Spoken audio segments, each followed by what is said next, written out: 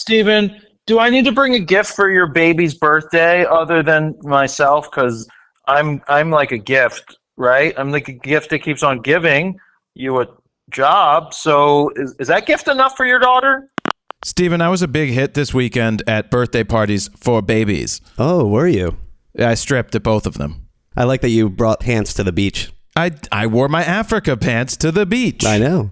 And I rolled them up. I made them into shorts. Was everyone just wearing bathing suits or what? Well, the bougie bitches were all wearing this mesh. They were all wearing the same bougie girl outfit that they probably saw on TikTok, because they would have like a black bathing suit underneath, and then they would have this like fishnet knit. It was like beige color, either like pant things that just you could see through, and then some sort of top. All the girls were wearing the same stuff. It's insane. It's like must be what's hot right now on the streets. What about the guys? They all had dad bods. And I was very upset about it. I was like, you losers and your dad bods. Yeah, so the first one was a 5-year-old's birthday party. That is Brandon from Alan's Camera. Every year they have like an end of summer thing because they rent a house down there, and then their daughter turns whatever age she turned 5 this year already. Wow. And I get invited to the party every year on the beach. Yeah, so actually in the sand on the beach. Yeah, it's in Margate where Lucy is, the big elephant thing. Yeah. So it's right near Lucy. It's like a block away. The funniest thing was the day before I went, I eat Walkwork every day, and I was trying to figure out what was I going to have for lunch in Margate. Very and then important. I realized it is very important because, not ripping on what Brandon served, I was going to say, he's going to have food at the party. Pizza and hoagies are not my jam. I don't eat hoagies, and I'm not going to eat pizza on the beach. Oh man, just imagine. What would you do? Your body would just fall apart. Steven, I know how my system works. If I eat shitty pizza, it equals shitty feeling stomach. Only Bedia for you. Yeah, basically only the best of the best for me. If I do eat it. For this perfect body. So anyway, I ordered, I discovered and remembered there is a Walkworks down there. Oh. I eat Walkworks every day for lunch here in Philly, and I get it for the boot camps too. And everybody loved it for the boot camps. And then I realized they have one in Margate, so I used the app, I ordered it, and when I go in there, the guy's like, Jared P. He's like, I saw your name pop up, and I couldn't believe that you were ordering from here. It was the guy who used to work at the other Walkworks here, had moved down there and runs the one down there. And I was like, this is awesome. So do they also have the Jared on that menu in Margate? They did not have the Jared, so I had to build my own bowl. Unbelievable. I was like, how do you not have the Jared transfer from all of your stores? It was good. I was really happy with that on the beach. And while I was making that video on the beach about what I was eating on Instagram, one of the attendees at the party was like, would you like a Jell-O shot? I saw. Like, what am I going to do with a Jell-O shot? You responded with like, I don't drink alcohol. Well, no, the reason I said that is there was a guy that she offered one to a couple minutes before who was like, I haven't drank all month. I was like, cool, good for you, bro. Good for you. Dry August. And yeah, whatever. I you know me, I'm not a drinker. I have no desire to drink alcohol. It doesn't do it for me. I mean, I get so loopy, it's not even funny, but I just prefer not to drink on the beach. And also if I'm driving at all, I want nothing to do with drinking. Of course. And I don't want to be impaired like that. You can't poison that perfect body. Well, you don't want to. They say that it's really bad for you to drink alcohol at all. I mean, when you drink it in excess, yes. No, it says at all. It's like any amount of poison that you drink is bad for you.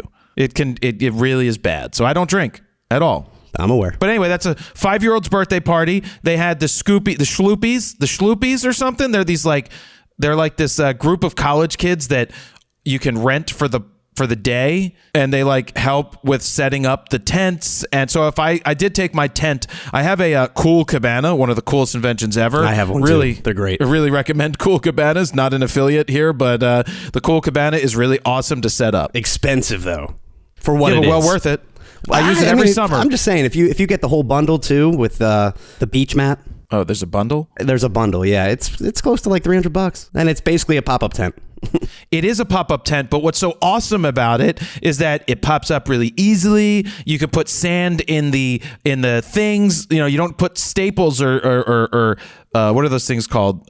Nails into stakes into the sand. You simply just put sand in the thing. But they also have a grass kit that you can buy to make it Oh, really? stakeable, basically. Yeah, and put it into they're the so lawn. smart. But the issue is it's meant for the beach, so it's meant to be used with beach chairs, meant to be low to the ground. So it's only like 6 feet high, where a normal pop-up tent, you're looking at a height of like 9 feet, and you're constantly hitting your head on a cool cabana.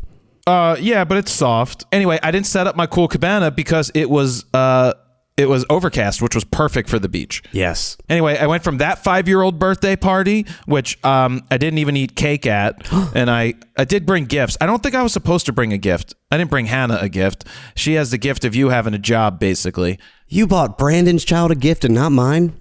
Well, I took Katie with me, and Katie goes with me like every year to this, and she's like, should we bring a gift? I was like, if you go buy it, just tell me how much it is.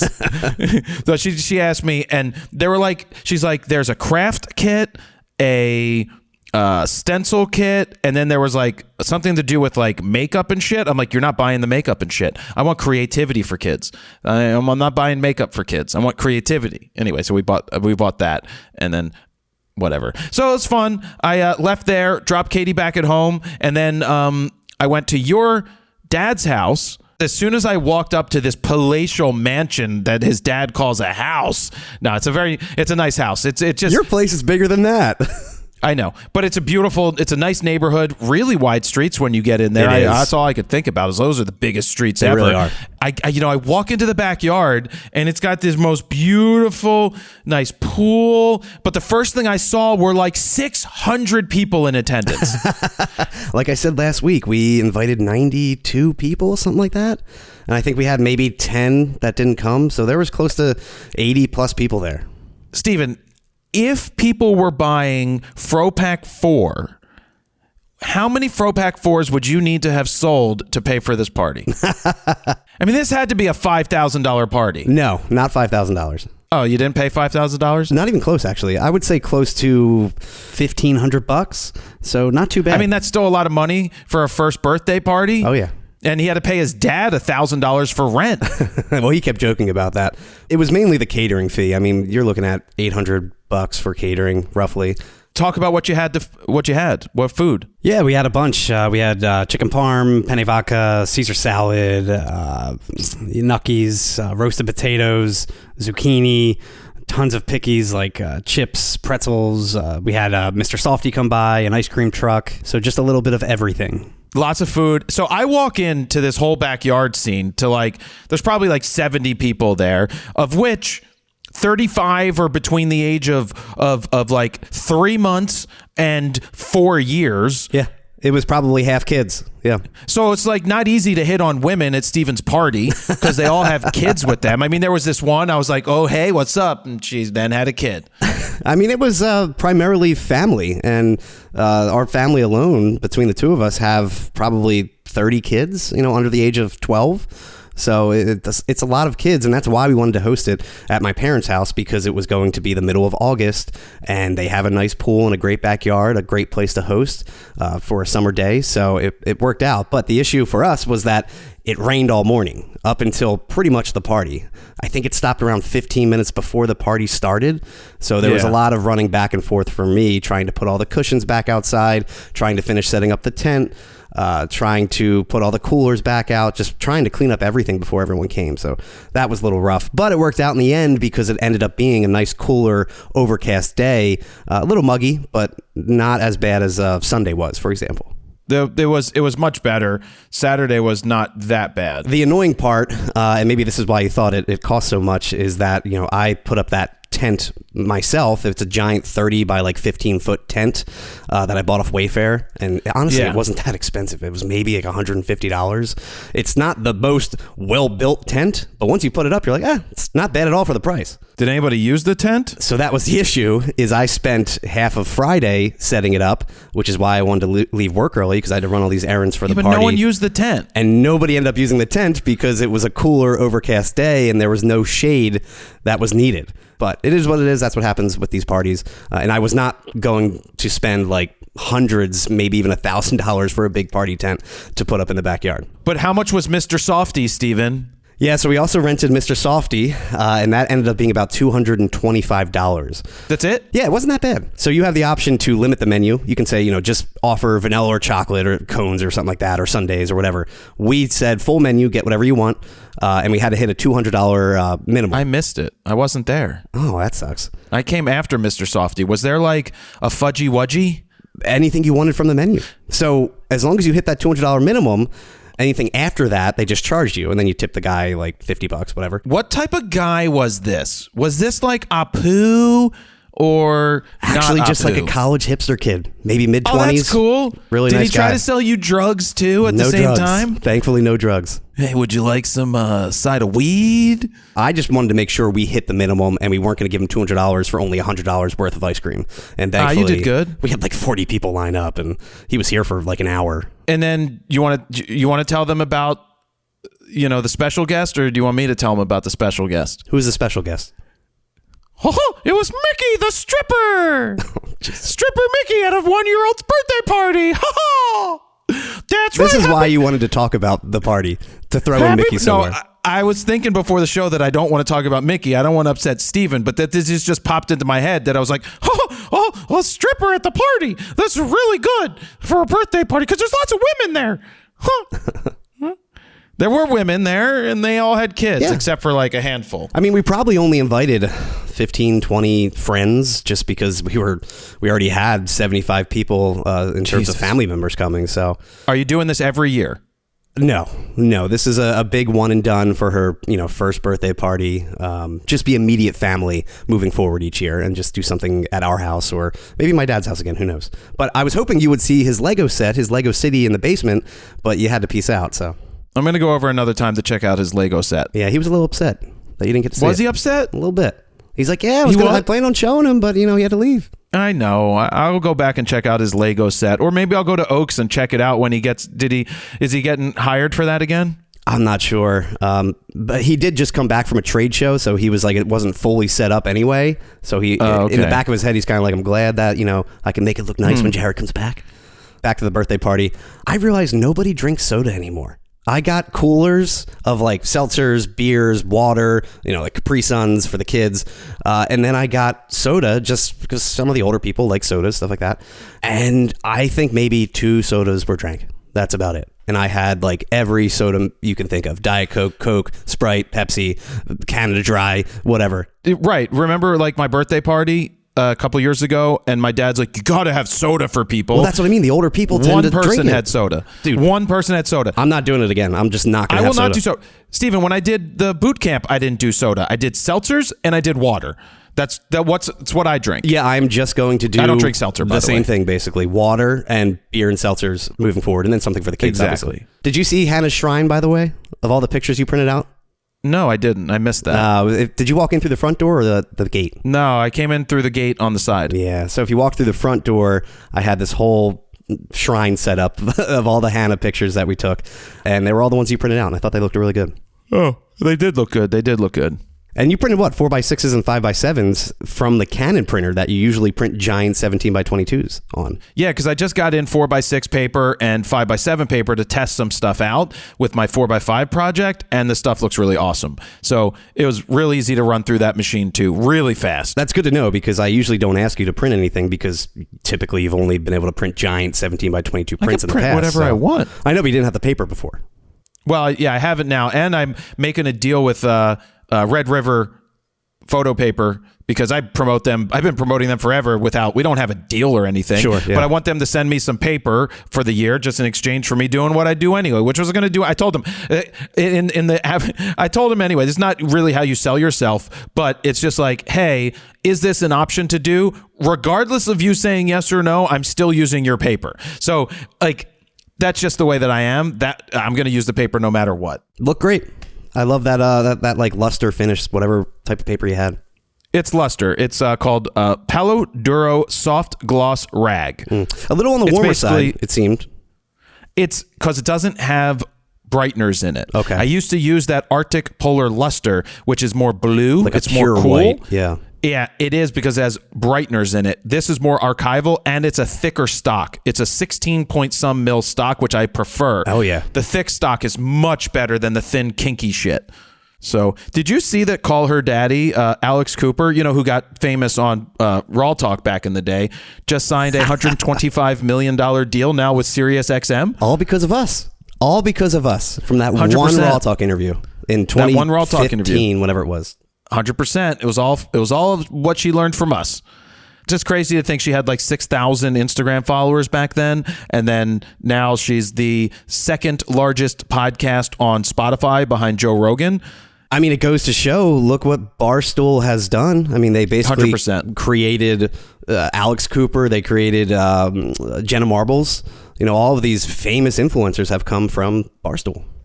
Yeah, no. So I just figured I would mention that because she got 125 million after getting 60 million for 3 years on Spotify. I guess she proved her worth, and SiriusXM is like, we want to have the rights to distribute and sell ads against all of her shows. There's a bunch of different shows which I refuse to listen to because I really don't care.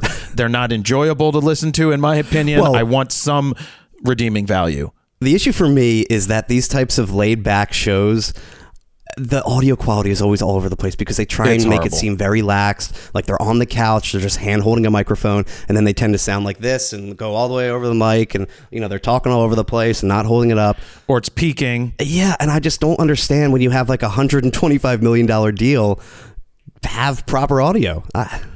Whatever. People would appreciate it. Yeah, I know people don't really care sometimes, but whatever. Yeah. Whatever. Anyway, this is RAWtalk episode 115. That's our slight little intro, which is 1/3 of the episode right there.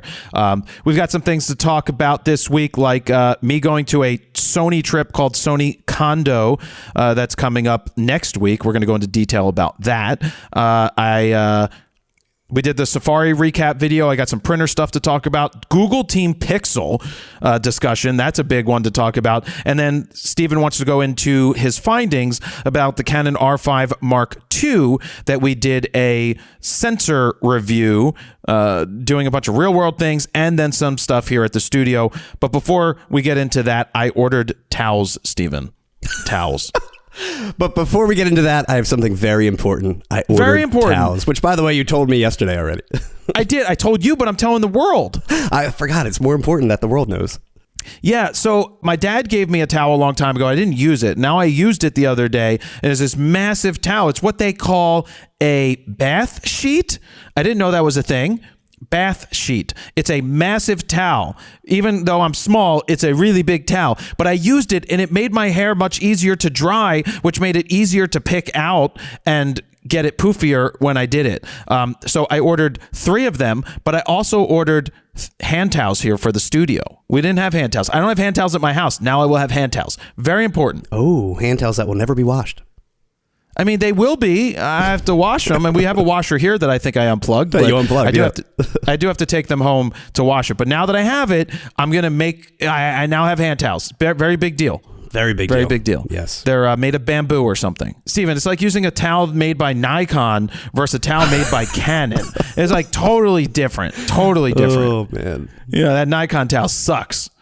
Speaking of towels, we do have a Canon towel. I do have that Canon beach towel. Well, that's kind of a shitty towel, though, ironically. It is a shitty towel. Yeah. And I did take my Aloha bag to the beach because when I went to the beach, I packed the Canon bag we got in Hawaii. I have a Wawa towel. Yeah? Yeah, it's pretty sweet. It has a big hoagie on it. Your favorite. Oh, really? Mm-hmm. Let's talk about Sony Condo real quick. Back in the day, the Sony trip used to be something they would sell tickets to. So they would invite influencers. They'd invite Sony artisans. They would invite the what were they called? What was Manny called? Not the artisan, but the collective, which has sort of died. I don't think they even keep up with the collective anymore. Well, they used to do separate collective events throughout the year, and I don't know. I think the pandemic pretty much halted that and stopped it completely, and now it seems like they're just going all in on Condo and inviting the collective to Condo, because if you recall, it was only like press and influencers going to Condo back in the day when it first started, and then it became open to the public. Well, I got pissed at the one we went to. One, the food was horrible, so that was a big deal. And 2, you're not paying me to be on on the job. So if you have people that are paying to show up and I'm there, then you need to be paying me to be there, because I'm not there to entertain people showing up. I was there because it was a trip to get out, try some new gear, and just hang out with some other like-minded people. But I don't want to be on, you know? And if I recall, it was supposed to be just a normal press trip that they kind of switched into condo last minute and invited all these extra people that we didn't know about. Because I know there was gear that was announced those first 2 years, and then the third year they just kind of stopped doing that. Yeah, they did nothing. Yeah. So, you know. So we stopped going. Yeah, so it's at a really cool place. I'm not going to say where it is. I don't want people showing up, but it is in California, and I did read that there will be yoga, so I will be wearing purple yoga pants without shorts. I'm going to let it all hang out, and yes. I'm going to go do yoga every morning. How many dudes do you think are going to do yoga? Sorry, let me rephrase that. How many straight dudes do you think are going to go do yoga? I don't know. Rephrase that. It's probably really relaxing, I'm sure. I'm going to do yoga in the morning. I'm going to see what ladies are there. No, I'm not going to be hitting on the women. I'm going to be focused on my shavasana, which is basically sleeping flat on your back. How much money do you think Sony spends on these types of events? Millions. I think this is a multi-million-dollar event. Look, they bring in the bigwigs from Japan, which is part of the reason for me to go, is to be around the engineers, because they always have questions. And I will tell you that the engineers do listen. They might take 5 years for them to engineer something to get to a response to what you said, but they absolutely sit there with their notepads. I mean, these Japanese guys look at you and they sit there and they take notes about everything you say, and they ask great questions. And so I'm not beholden to any brand, so I will go and I will share what I want to see in a camera system, and it does result in results in the future. So I'm going to meet with, I want to meet with Neil, who's the president or vice president of the Sony USA, which is a big deal. Neil's such a great guy. I mean, talk about somebody that will talk to all the fellow creators. He will go out of his way and meet and literally go to each person and just say hello. Neil's great. He really is. Now that brings up something interesting, and this is a side note that happened at the Phillies game this weekend. This weekend they were doing alumni weekend, so they had tons of chairs set up before a game on the left foul line and the right foul line for all the older Phillies and everything. And I was coming out after they were done, so all the players had already walked back and everything, and I noticed a bunch of people carrying chairs down the stairs, right? There's a stairs that takes you underneath the stadium, and one of the people carrying multiple chairs is the president, CEO, and owner of the Phillies. So he was helping with chairs without any questions and just grabbing chairs. That says a ton about John Middleton. He's the owner and the managing director of the Phillies. I just point that out because I was just standing there at the bottom of the stairs as a whole line of the grounds crew were coming with the chairs, and then out of nowhere he's coming down helping clean up the chairs. I just made note of that in my brain. I said something to the other guy standing there. I'm like, that says a lot, and he thought the same exact thing. To have the owner of the team just carrying chairs down, because there's not every owner of a team would do that. I think a Mark Cuban would absolutely do something like that. I don't think Daniel Snyder would have done something like that. The former owner of the Washington Redskins, formerly the Washington football team, now the Washington Generals, I guess. But anyway, that was just a side note because it brought up how cool Neil was, that I just wanted to point that out, that seeing the owner of a team do that. I mean, talk about a team player. You're never too good to help pack stuff up. Exactly. Like when we're on trips and Steven's, over there packing up gear, I'm standing there talking to someone else, just ignoring him as he's packing. No, Everything you're describing, I'm like, man, you would do the exact opposite of that. It's not true. I help. I always help. You offer to help at like the end after all the hard stuff's being done. It's not true, Steven. I carry stuff. I got the muscles to carry stuff. Anyway, back to condo. There's going to be a big trip. I know Manny's going to be there. I think Undone will be there, which I find to be ironic. I find it ironic that Undone is going to this event. Yeah. after the videos panning events and everything, that he would go to the event. He did, though, in that video specifically say, like, Sony was one of the companies that let him do whatever he wanted. And he never got any backlash for it. He could say negative or positive things, and they were just like, here's the next camera. We're not going to, blacklist you. No, well, true. I have no problem with Undone doing what Undone is going to do, and I like seeing him at these events because he's a tall motherfucker. He's big, I never knew he was that freaking tall. Yeah. I was like, holy shit, dude. Yeah, he's the opposite on camera. Instead of looking big on camera and being small in real life, looks small on camera and is super tall in real life. He's got to be, what, 6'4", 6'3"? He's got to be up there. Yeah, 6'3", 6'4". Undone is a big Undone. So let's get undone. Let's get undressed. That's what I'll say to him. Okay, I'm done. I'm undressed.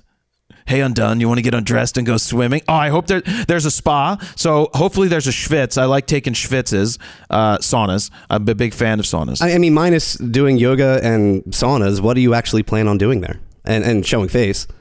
I plan on not doing what Sony wants me to do, which is I will what? do the opposite of that. I don't know. They set up shoots and they set up, they're the best at setting up shoots because they do really good. I don't care about shooting a model. I don't care about shooting the night stars. I don't care about that. I'm actually going to take my 4x5 camera, I'm pretty sure, because David Burnett's going to be there. He's a 4x5 shooter who's been taking it to the Olympics and he took it into war zones. And I want to do a 4x5 of him. And our friend Neil Leifer will be there. And if he will sit for me, I will do a portrait of Neil Leifer. If not, are you going to talk to him?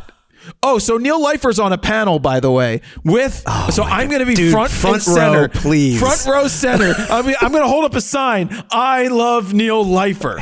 He's going to do what he did at the A93 event. He's going to get so upset. He's going to get so upset. He's going to be so curmudgeon-y thinking whatever he's thinking. And now I'm literally just needling him. I'm just twisting it. I would really love for you to actually sit down with him and be like, Neil, what did I do? Please tell me. I sat down with him. You know that. And he told me to go away. I think he fucking hates me. And he has some thought in his mind about why he hates me. And I still don't get it. But anyway, he's going to be on a panel with some sports photographers, and I will be sitting there, or just legendary photographers, not just sports photographers, David Burnett and Neil Leifer and one other person. So do you have a full itinerary? No. Of like what events are going on or just certain highlights? There's an app coming out, and I wonder if I have to like program, sign up for yoga and stuff. I already have my food requests put in because I got to have my food a certain way. Is this like before where there's hundreds of photographers showing up? I think so. I think it's going to be a lot of influencers. There could be the mommy bloggers. There could be TikTok. There's going to be TikTokers. Justine and her sister, my favorite in the world, they're going to be there. They go to all the Sony events. I remember thinking at the A93 event, who are all of these people? They invited so many people outside our normal 20-person press trip, crew. Maybe I'm just getting old now at this point. We've been doing this for how long? And I'm like, I don't know half these people. So in not to sound pretentious by any stretch of the imagination, but I'm trying not to sound pretentious here. That's hard for me to do. That's right, Jared. You're a fucking pretentious asshole. You're a pretentious fuck. You can't hide from your pretension. What was that, Steven? What? What'd you say? It was Mickey. What'd Mickey say? I think he called you a dickhead. What? Screw you, Dad. I think more of the lower level people get super excited for these trips. And I'm talking people that are either newer in the influencer game or may not be huge, but Sony's always trying to not get favor, but I mean, part of taking people on a trip, there is the subconscious thing of Sony took us on this trip. I do it mostly to get miles to fly across the country so I can get status. I don't blame you. Like more status. It is always nice getting that extra bump with the press trips. But it comes back to that Gerald Undone video where, you get invited on these trips like the Panasonic trip, these young influencers that are just starting out, and then they're expected to make this positive review. I mean, this time around it's different because it's literally just like a trip saying thank you from Sony, where Panasonic was actually for the S9, but it comes back down to that video and exactly what he said. Yeah, and so, but it's fun. I mean, they have like party nights where there's lots of drinking. I was already told that I have to keep my shirt on. You're definitely taking it off. Of course I'm taking my shirt off. I'm already popping my boobies right now as I sit here showing me popping them. There is a pool, but I don't think I should swim with my eardrum being perforated or something. It's because I don't want to let water in, but I will go sit in a hot tub probably and get a massage and do yoga. So it's a 3-day thing. We fly out Tuesday, starts Tuesday. You got Wednesday, Thursday. You fly home Friday. It almost ends up being a vacation. Yeah, I mean, I'm out all week because Monday I'm doing the U.S. Open. So if anybody else is going to the U.S. Open on Monday for the opening, for the day pass, I will be there as of now going to the U.S. Open. Not shooting because, God forbid, they give me a pass. That was a whole debacle last year where we went through a whole process and the woman's like, this would be great. We've been looking for stuff like this. Followed by, I'm sorry, you're not traditional media. Followed by me saying, go fuck yourself. That's good. I was like, oh, that's funny. I got a baseball credential. Oh, that's funny. I get access to all this stuff, but you guys are too good. And then I go there, and then you get like little newspaper, the Pawtucky, Sonnet, and they're shooting their film, still shooting, and it's just so frustratingly annoying. Traditional media. Yeah, traditional media, my ass. Anyway, so that's the Sony condo trip. I just would think at this point they would be looking towards new media, as in social media. Well, can we stop calling it new media? Because it's not new. It's not new anymore. I've been doing this shit for 15 years. Yeah. It's media. It's social media. It's not influencer media, but it's something different. It's some people that have different reaches. Things evolve. We went from listening to radio to watching TV, son. Or just blanket statement everything now is just media. It's that simple. Media. Media for the younger generation, media for the older generation. At the end of the day, it's media. Yeah, speaking of media, I still got denied another 3 times for more Trump events. Oh, wow. Separate events now. Yeah, separate events. I think it's personal. They haven't replied back. Do you have anyone on the inside of that campaign that you can talk to? Yeah, if I wanted to. Yes, of course I do. Maybe but I'm not gonna pull that until somebody comes to Philly.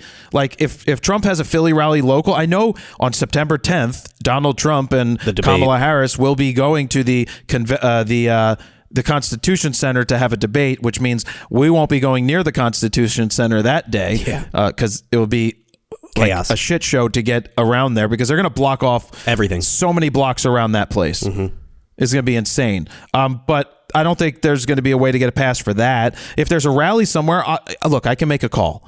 I know people. I do know people. I'm just not going to go out of my way to do it because honestly, not a fan. Not a fan. It just might be time. I mean, after 3 attempts, it might be time to actually to ask. If I so choose to, maybe I at some point I will. But they don't want me. They don't want me. But that's all more reason for me to find a way in to be like, fuck you, assholes. But I'm again, it might not be personal. It might just be to the point where they're like, Frono's photo. Like, what is that? That's not traditional media. Dude, I've emailed. They haven't replied. I've replied. I've put more information in the box. There's not a box, but in the organization line, I put more information. Like, I reached this many people on YouTube. I have a large following.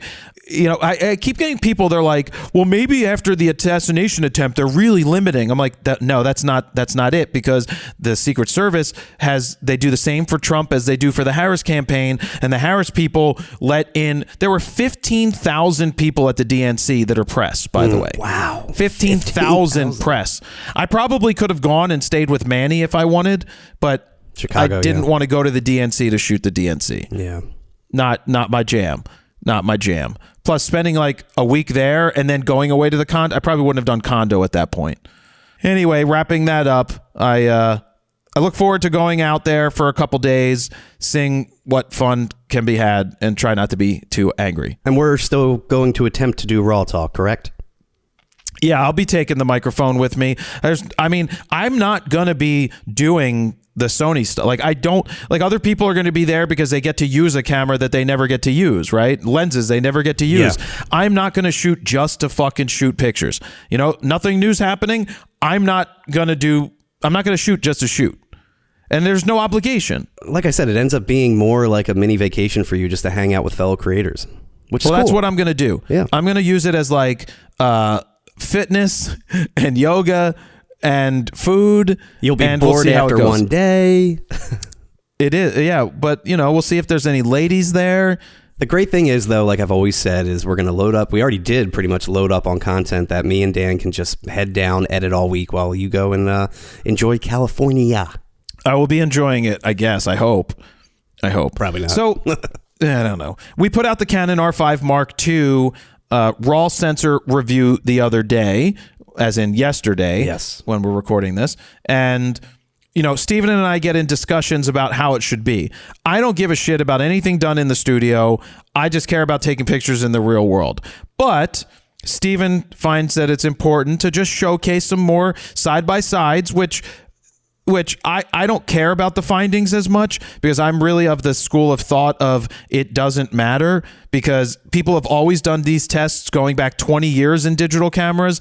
They did it with the D2H at DP Review. When I bought that camera, they're like, the sensor, blah, blah, blah, blah, blah, the blah, blah, blah. And it's like, no one fucking cares. Go shoot pictures. But the findings that Steven had were valuable and really paint a good picture, because we give the best of both worlds. Go ahead, Steven. Well, and that's exactly that. I wanted to be able to give the best of both worlds. I wanted to be able to give locked off studio side-by-side controlled tests and then real world, more subjective examples.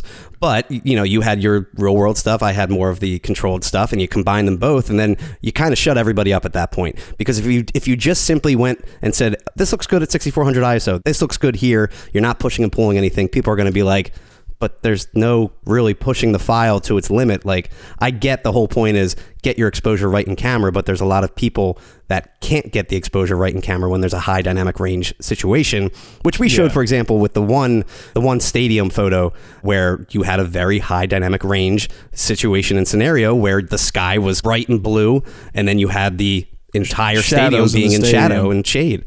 And you had to kind of, you know, really push and pull that file at base ISO. And that, to me, is more the real world stuff where you really are using that sensor to its full capability at that point.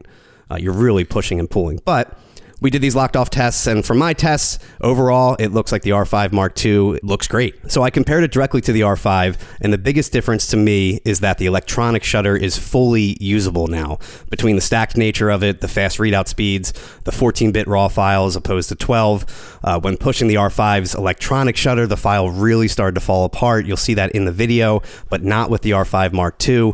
Now, the electronic shutter was still usable with the R5, but you had rolling shutter. It was like a 15 millisecond readout opposed to a 6 millisecond readout now. So it's much faster now, much cleaner at the end of the day.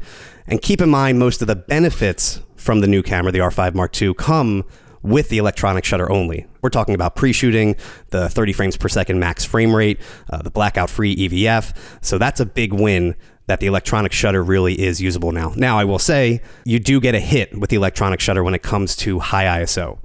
It looks worse at high ISO versus the mechanical shutter, which is in general the nature of mechanical versus electronic shutter. Mechanical tends to win on that.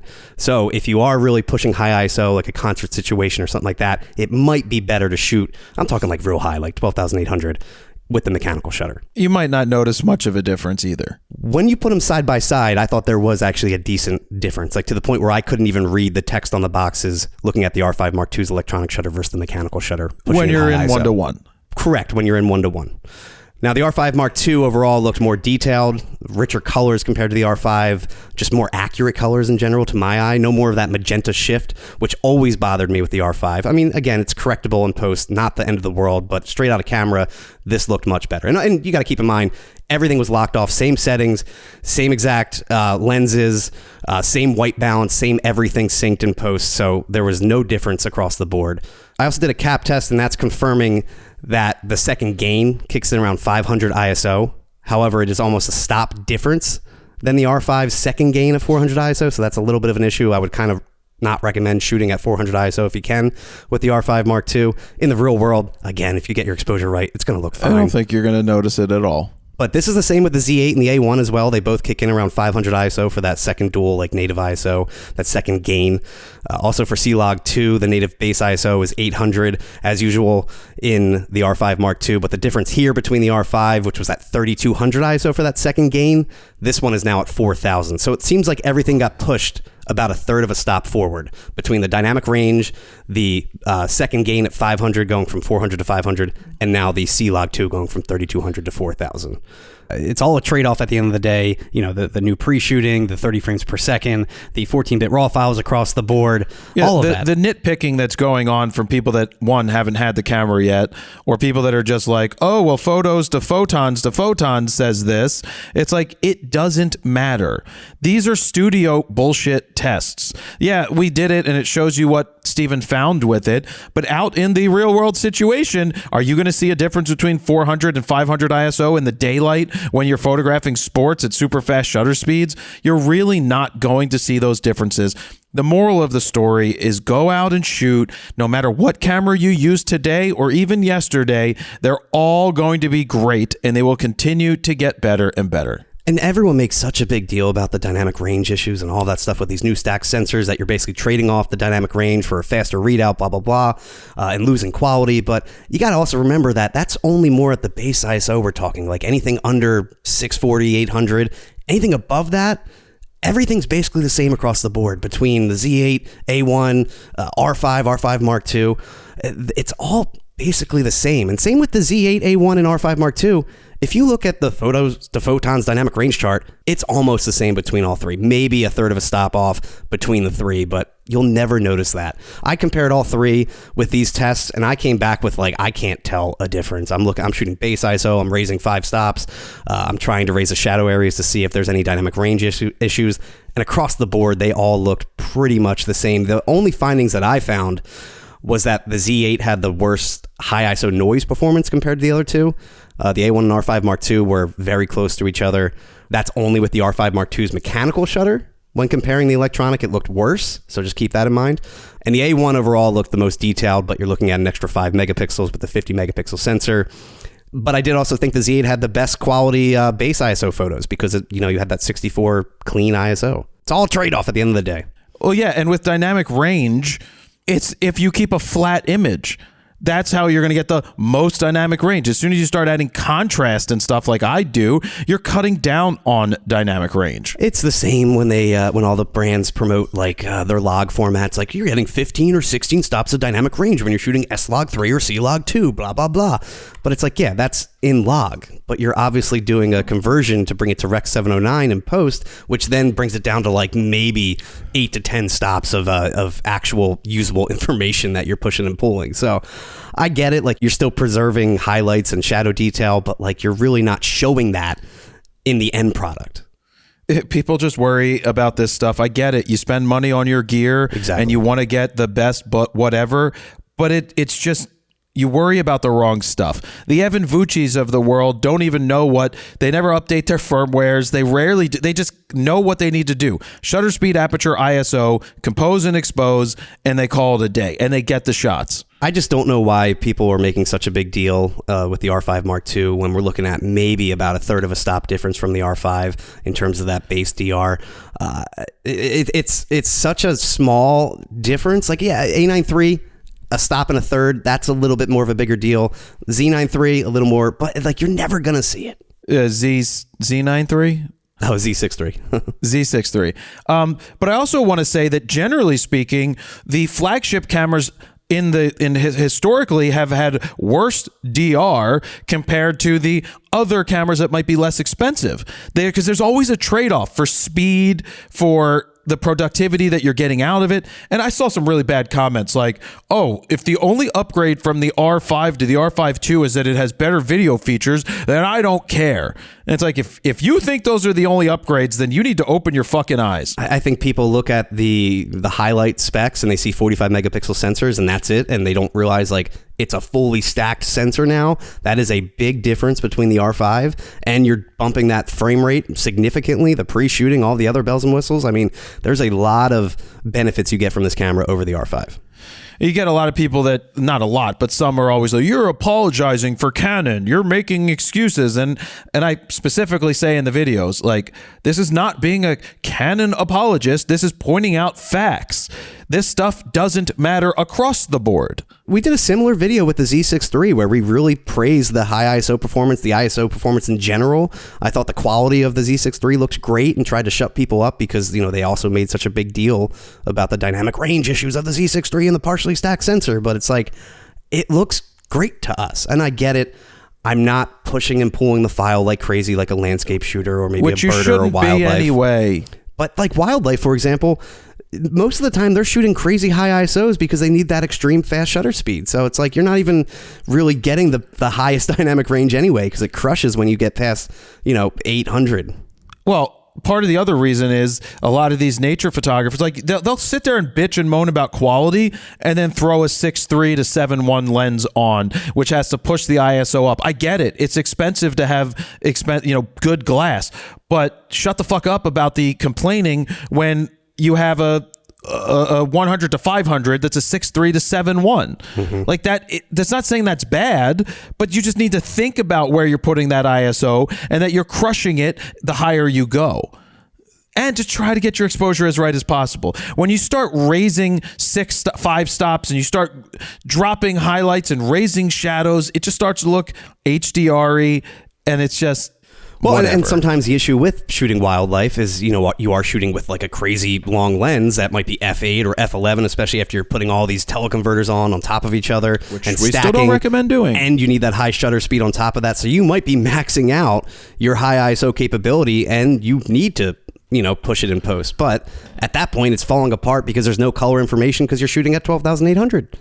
Yeah, and I partly talked about this whole lens thing with this safari trip because we put out the safari video, and if you haven't seen the safari video, Dan did a really good job on that video, like a fantastic job making that probably one of the best vlogs that we've had. And I know it wasn't easy when I just hand him a bunch of footage and say, here's photos, here's videos, make something of it. Make something out of nothing is what we always say. Yeah, I just say do it and figure it out. Leave me alone. And then me and Dan try and pick it apart and figure out the story.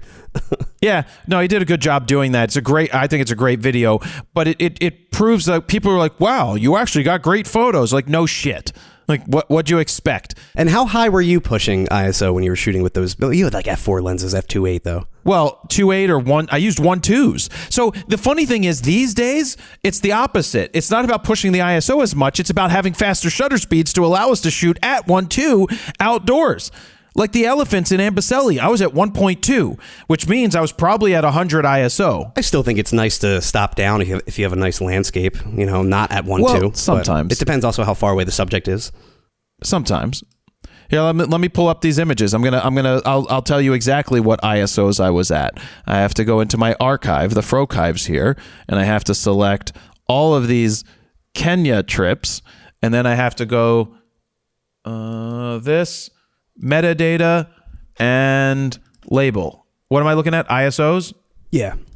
ISO speed.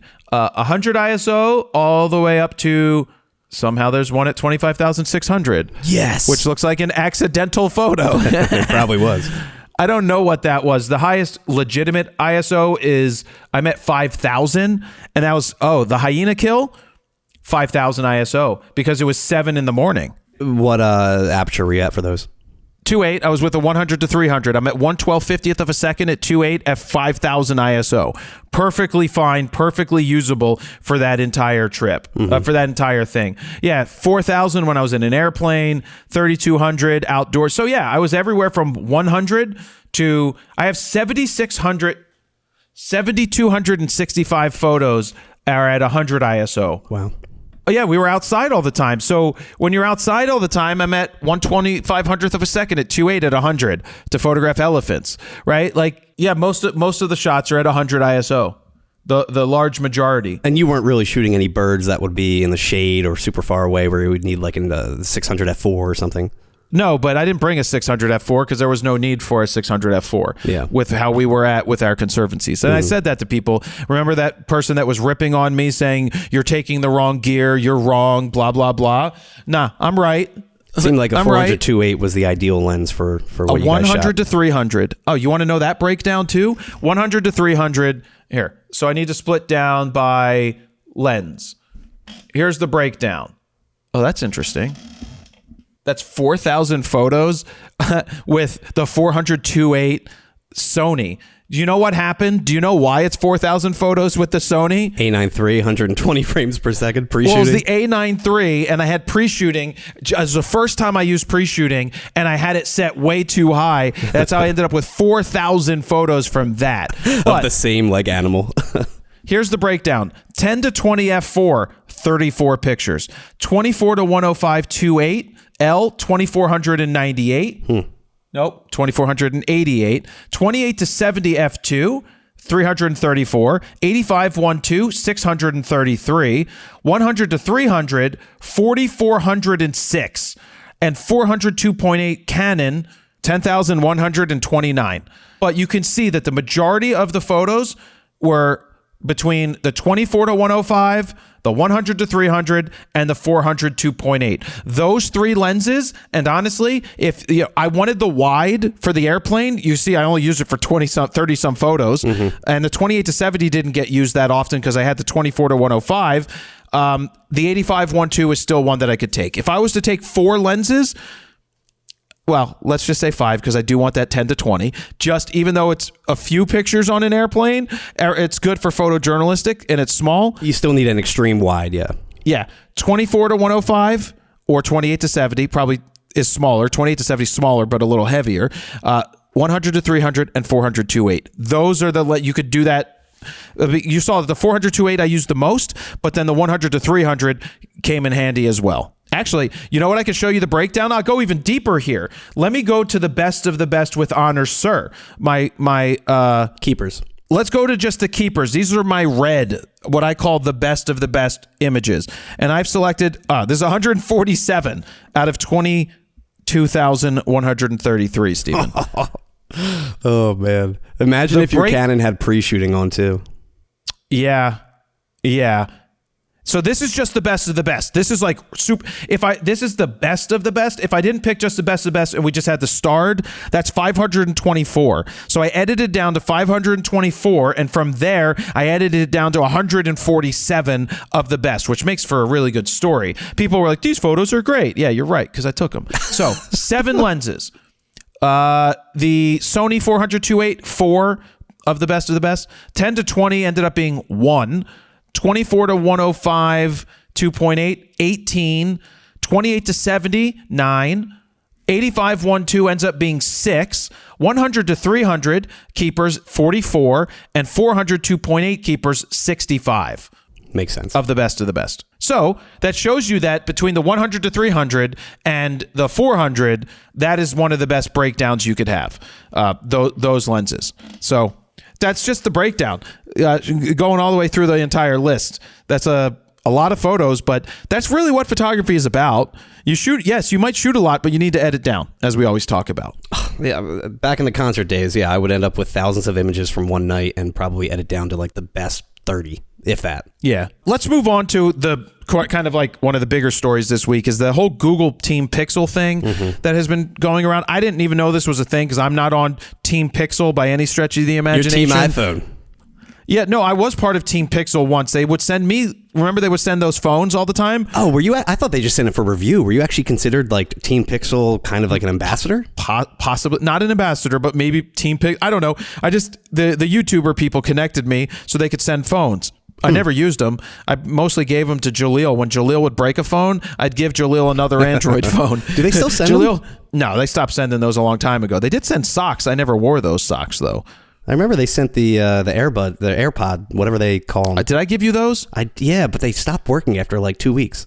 Yeah, because they were terrible. Yeah. The Pixel Buds were horrible. Don't get me wrong, AirPods always mess up for me, too. I've had to go through multiple AirPods over the years. You don't have the pros. You need to get the pros. My 1s and 2s stopped, and then my 3s, they're decent, but they fall out of my ear all the time. That's why you need the pros. Yeah, I know. The pros are much better, especially with noise they cancellation. They shouldn't be breaking, though, is what I'm saying. They shouldn't just stop working. I've had to go to the Apple Store multiple times to get like a new right AirPod. They're designed after like a year and a half. It's like my battery life on my iPhone is starting to be less and less than it was when it came out a year ago. Yep, and they're brand new iPhones. Yeah, so anyway, here's the, well, it kind of makes sense if you plug it in every night. That's 365 cycles, not full cycles, but around that. So new Pixel phones came out. I don't care about talking about the phone at all. That's not my jam here. But here's what happened. And this I'm reading from The Verge because a lot of people talked about this. Even MKBHD talked about this as well. The Verge has independently confirmed screenshots of the clause in this year's Team Pixel agreement for the new Pixel phones, which various influencers began posting on X and Threads last night. The agreement tells participants they're expected to feature the Google Pixel device in place of any competitor mobile device devices. It also notes that if it appears other brands are being preferred over the Pixel, we will need to cease the relationship between the brand and the creator. The link to the forum appears to have since been shut down. Which is hilarious. When asked, Google Communications Manager Kayla Geyer told The Verge that hashtag Team Pixel is a distinct program separate from our press and creator review program. The goal of Team Pixel is to get Pixel devices into the hands of content creators, not press and tech reviewers, which, let's just say that an influencer is a reviewer too. Like, I'm no different than a influencer slash what did they call this? Devices into the hands of content creators. I'm no different than a content creator influencer. Press, it's very similar these days. But The Verge is not part of Team Pixel. They are a separate independent reviewer. I don't know. I think Team Pixel to me is more like the collective with Sony. You're kind Correct. of an ambassador to a certain extent, but not one. You know what I mean? You're part of that team. You shouldn't be saying negative. I don't know. It's kind of a given. No. Now, yes, you're right. That's where the disconnect is happening, in the disconnect between reviewers and media and not content creator influencers. But even in Team Pixel here, the goal of Team Pixel is to get Pixel devices into the hands of content creators, not press and tech reviewers. We missed the mark with this new language that appears in the Team Pixel from yesterday, and it has been removed. Okay, the Team Pixel devices into the hands of, so they want to get into the hands of content creators, but if you're joining a team, like, I guess it kind of makes sense. But they're saying the thing out loud that they shouldn't say. I do agree on that, but this does say, what is Team Pixel exactly? Officially, it's a program handled by a PR agency that seeds early units to influencers and superfans to drum up interest as brand ambassadors. That's it. That's the same thing with Sony, because Sony had the same thing. Like, if you're an ambassador, you won't review other products, and you won't say other things, or you won't say negative things, and that's bullshit.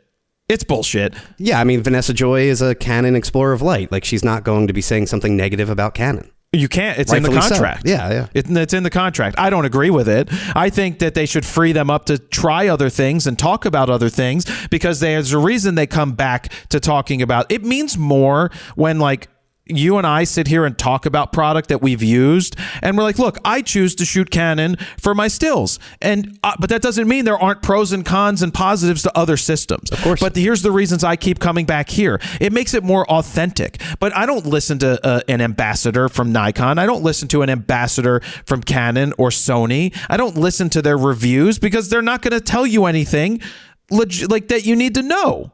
Even though Peter McKinnon does go to town on some of that stuff, he's an ambassador. He's not an explorer. He's not an of explorer light. of light, correct. And I don't know how he gets away with some of the things that he said in the past about Canon, because he blew up the whole R5 overheating issue in the beginning. What, was he one of them? He was, and I'm surprised that they didn't kind of clap back at that. Yeah, well, facts are facts, though. Oh, no, I agree. I'm just saying he is an official ambassador for Canon in Canada or USA? It's USA. Okay. Because he's big, he's global. And that's another thing, is like the whole USA, Canada, Europe. It's like, guys, we should be working as a team, because we are influence the entire world. Canon we don't Inc. just influence within these walls of the United States. Build Agreed. that wall. Yeah. we build that wall. There's no wall. The southern border is just wide open. Illegal immigrants are just coming over the border, Steven. That's right. Don't you come to Disney unless you spend money, though. Anyway, that's just like, you get these people like, I'm officially removing myself from Team Pixel. This is coming from Tech Odyssey. It's literally called Team Pixel. Like, what did you expect? You are joining an ambassador program. You are part of the Pixel team. Obviously, you're going to be promoting Google. I do think, like you said, I don't think that they should have said this outright, that, you can only say positive things. I think it's more of a given that you should be saying positive things if you are part of Team Pixel. Yes, and this is like, Manny Ortiz was part of the collective for Correct. Sony. Yes. Was he only reviewing Sony products then? He was. But was that because he's part of the collective? He had, and I'll just say it, he was afraid that if he started talking and using other products that he somehow would no longer get Sony gear. And I told him it would be the opposite. Yeah. I said, Manny, you need to get out of the collective. You need to change and become media and press and review all of these products to expand your reach. I said the same thing to Vanessa, like, don't sign up for the I know you want to be an explorer of light, but Explorer of Light is also a bigger achievement, in my opinion, than being part of the collective. It's a lot more of a select group of people versus, I think it used to be. I'm just saying, there's only so More many. so was. There's only so many people that are explorers of lights. In the collective, there's probably thousands of people. There were, yeah. But I said to Manny, I'm like, you will not get Sony gear because you are no longer in a collective. They will see you differently, yes. But collective, I'm like, are you making money at the collective? Yeah. No. Sometimes they give us swag and they invite us to trips and they pay for them. I'm like, great. Does that put money in your pocket and food in your daughter's mouth? The answer to that is no. You need to look out for you. You are number one. You look out for yourself. You have to, because it's not like these brands are going to take care of you long term. Now, some of them do. We have great relationships across the board with, Panasonic and Pentax and Fuji. Fuji especially, wait. yeah. No, we don't. We have great relationships with Nikon, Canon, and Sony. And Think Tank and ProGrade and, a lot of accessory brands, Aperture. We have so many different companies that we've worked with that we have great working relationships with. Sometimes we do sponsored stuff. Most of the time we don't do. And that's why we focus so heavily on selling our own products. We sell our own products. We control our destiny. When you're beholden to someone else, you're beholden and you aren't in control. Kind of the reason why I say I will not, it's hard to hire me as a photographer because you really can't, because I will not be beholden to someone else's expectations. But I will go shoot what I want the way that I want to. Do I take what your thoughts are into consideration if I'm shooting for somebody? Yes, but you're not paying me. So at the end of the day, I do what I want. How about that? Catch me outside. How about that? Catch me outside. I do what I want, Maury. I do what I want. I do what I want, Mari. Isn't she like on OnlyFans and making like $50 million like a month or something Bunny, insane? Bad Baby? Yeah. Not Bad Bunny, Bad Baby? Yeah. Yeah. That's right, Cat Me Outside. Cat Me Outside, how about that? How you never Cat Me Outside? Why does she sound like a South Park character? Because, she did. She's like, I catch you outside. And then it's like, I do what I want, Mari. I do what I want. I do what I want, Maury. Oh, yeah, that was South Park. Yeah, Cartman did it. South Park did do it. Yeah. It's right. That's right. I do what I want. I do what I want. I do what I want. I don't watch South Park, but that's that. The moral of the story on this one is, if you are like an ambassador for somebody, then yes, there's expectations that you use the product. If you're going to be a reviewer, it's a different it's a different idea. No company is going to sit there, or I won't say no company, because their hope is that you don't say negative things, but don't ever tell me that. You tell me that, you're in trouble. You ever try to put restrictions or say that, and so it's kind of like what Fuji did. You say something negative, but you say 20 things positive and they blacklist you? Yep. Check yourself. Catch me outside. How about that, Fuji? Catch me outside. I mean, again, it comes down to that Gerald Undone video. You can say a million things positive about one brand or one camera, and that one time you say something negative, you're done. That's all right. I'm built on negativity, Steven. Negativity is what drives me. I've always said, it's a gamble dealing with you, but the reach that you have, I think it's worth the gamble. But also, talk about beyond the gamble, Steven. What do companies get by sending me something? Angry reviews? No. It's going to be fair and honest regardless. I'm not going to bury someone out of being a vindictive fuck. Of course. You're going to get a fair and honest shake every single time. That's going to be it, Steven. You got anything else you want to add before I venture off into the condo world? Let's wrap it up. Yeah, well, I will not be taking any rubbers to condo, Steven. No, I'm not going to sleep with anybody there. That's not my goal. But I will be going to yoga, and you never know. You never know, Steven. Hashtag you never know. All right, guys. Episode 115 of RAWtalk. Next week, I hope to be doing this from the California coast. And that's it. Thank you very much for listening. Jared, PolinFrontosphoto.com. See ya. Bye.